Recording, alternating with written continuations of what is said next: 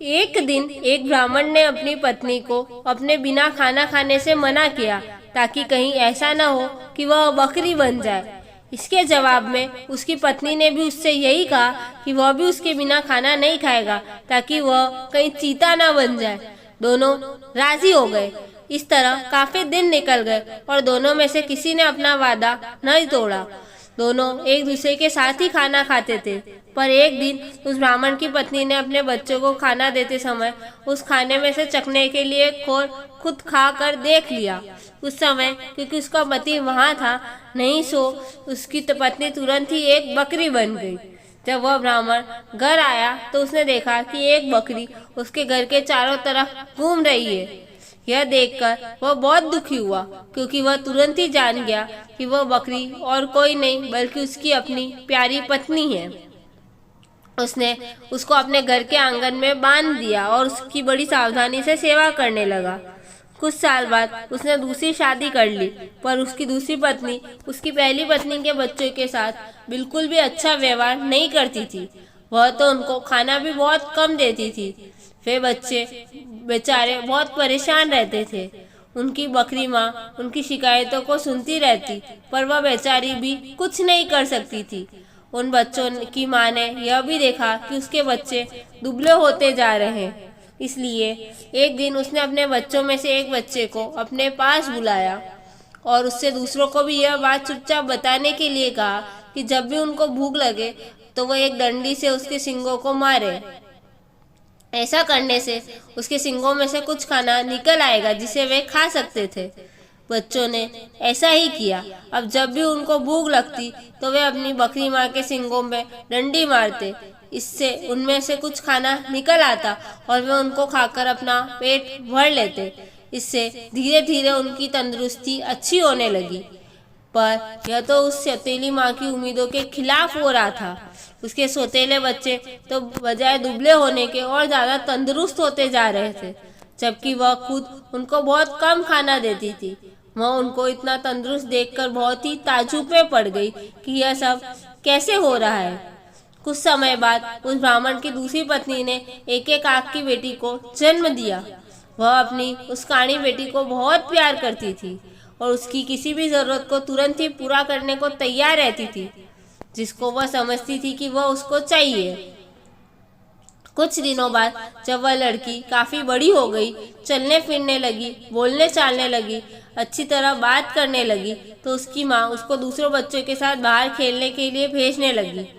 उसने उसको यह भी कहा कि वह अपने बड़े भाई बहनों पर निगाह रखे कि वे कब और कैसे खाते पीते हैं। लड़की ने कहा ठीक है। वह लड़की उनके साथ सारे दिन रही और उसने वह सब कुछ देखा जो उनके साथ हुआ। यह सुनकर कि बकरी उसके सौतेले बच्चों को खाना दे रही थी, वह दूसरी पत्नी बहुत गुस्सा हुई। उसने तय कर दिया कि वह उस बकरी को जल्दी से जल्दी मरवा देगी। एक दिन उसने बहाना किया कि वह बहुत बीमार है और अपने इलाज के लिए एक हकीम को बुलवाया। उसने इस हकीम को रिश्वत दी और कहा कि वह उसके लिए दवा के तौर पर बकरी का मांस खाने के लिए बताए। उस हकीम ने ऐसा ही किया। ब्राह्मण अपनी पत्नी की बीमारी के लिए बहुत चिंतित था और हालांकि वह बकरी को बिल्कुल मारना नहीं चाहता था, फिर भी वह अपनी दूसरी पत्नी को ठीक करने के लिए उस बकरी को मारने के लिए तैयार हो गया। पर यह सुनकर उसकी पहली पत्नी के छोटे छोटे बच्चे बहुत रोए। वे बहुत दुखी होकर अपनी बकरी माँ के पास गए और उसको जाकर सब बताया।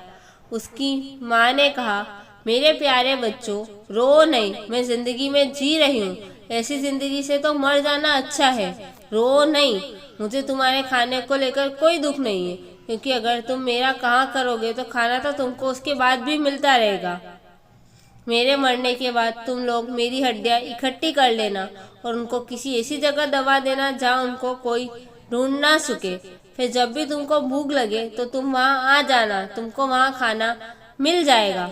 उस बकरी ने उनको यह सलाह बड़े समय से दे दी थी, क्योंकि जैसे ही उसने अपनी बात खत्म की और उसके बच्चे वहाँ से गए, तभी एक कसाई अपना बड़ा सा चाकू लेकर वहाँ आ गया और उसने उस बकरी को मार दिया। उस बकरी के शरीर के टुकड़ों में काट कर पका दिया गया। ब्राह्मण की पत्नी ने उस बकरी के मांस को खाया, पर बच्चों को केवल हड्डियां ही मिली। बच्चों ने उन हड्डियों का वही किया जो उनकी बकरी माँ ने उनसे करने के लिए कहा था। उन्होंने उसकी हड्डियां एक ऐसी जगह दबा दी जहां उन्हें कोई ढूंढ नहीं सकता था। जब उनको खाने की जरूरत होती तो वे वहां जाते, उन हड्डियों से खाना मांग लेते और उनको खाना मिल जाता। अब उनको फिर से खाना रोज और खूब मिल रहा था। अब वे भूखे भी नहीं रहते थे। उनकी तंदुरुस्ती फिर से ठीक होती जा रही थी। उस बकरी के मर जाने के कुछ समय बाद ब्राह्मण की पहली पत्नी की एक बेटी पानी के नाले में अपना चेहरा धो रही थी कि उसकी नाक की लौंग खुल गई और पानी में गिर गई। एक मछली पानी के साथ साथ उसको भी पी गई। अब हुआ यह कि एक मछुआरे ने वह मछली पकड़ ली और राजा के रसोइयों को बेच दी। रसोइयों ने जब उस मछली को पकाने के लिए काटा तो उसको यह देखकर बड़ा आश्चर्य हुआ कि उसके अंदर तो नाक की एक लौंग है। वह उसको लेकर राजा के पास गया तो राजा को भी उसमें रुचि हो गई। राजा ने अपने राज में यह मुनादी पिटवा दी कि जिस किसी की भी नाक की लौंग खो गई हो वह उसको राजा से आकर ले जाए। कुछ ही दिनों में उस लड़की का भाई राजा के पास आया और बोला कि वह नाक की लौंग उसकी बहन की थी। उसकी यह नाक की लौंग उसका चौरा धोते समय नाले में गिर पड़ी थी। राजा ने उस लड़की को बुलाया तो वह उसकी सुंदरता और अच्छा व्यवहार देखकर इतना प्रभावित हुआ कि उसने उससे शादी कर ली और उसके परिवार की भी खूब सहायता की। Thank you. अगर आपको मेरी कहानी पसंद आई हो तो उसे लाइक और शेयर करें और कहानी के बारे में अपनी राय कमेंट करके ज़रूर बताएं।